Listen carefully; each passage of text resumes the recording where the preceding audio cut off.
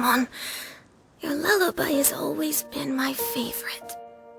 Now that I've heard it, I can return to my dream and to the kingdom of water imps in peace. My poor darling. Please don't forget. I will always love you. My love is greater than the entire distance between here and the kingdom of water imps. I won't forget, Mammon. And so is my love for you. Greater than the entire distance between here and the kingdom of water imps. Good night, Mammon.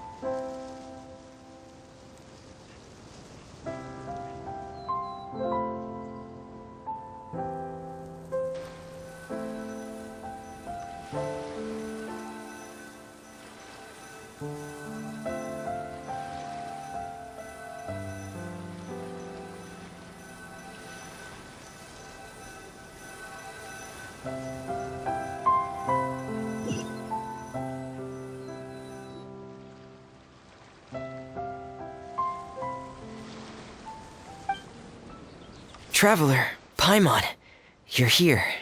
Freminet, why did you call us in such a hurry? Did you hear something from Zuria?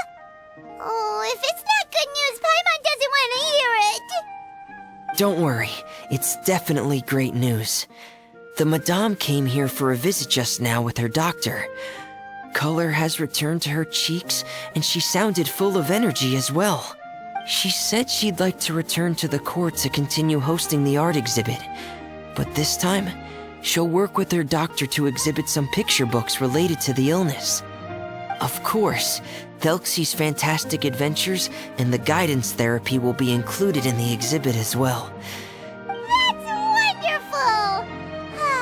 So it wasn't bad news after all. Here, please take this picture book with you. The Madame wanted you to have it. If, at some point in the future, you were to run into someone with similar troubles, she hopes the book would be of use to you. But this is her son's story, right? Is it really okay to give the book to us? Don't worry, it's just a copy. She still has the original. It's extremely important to her. Alright, then there's no problem. It feels good knowing we've contributed to something important. Paimon definitely didn't expect the fantasy adventure to be so useful. Paimon was a little worried about how everything would turn out. After all, fantasy is just fantasy. Paimon, do you know what the Madame said? She said that at the moment when she placed the crown on Thelxie's head, she felt like she really saw something beautiful. Her child had returned, and he told her that he loved her. She also said that was when she was finally able to bid farewell to her son. She felt like at that moment, she was healed by some mystical power, and she was filled with courage from head to toe. Oh, really? But could that just be another part of her fantasy? Perhaps. But if fantasy is just fantasy, and the fantasy world is not real, then how could it still grant us these powers that we can continue to use in the real world? But what else could it be? A descent of the fairy tale world into the real world. You saw it too. What? That can't be what happened, right? There's just no way. Yes, I suppose that would be a miracle.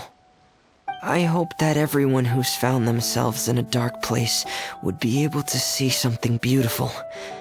And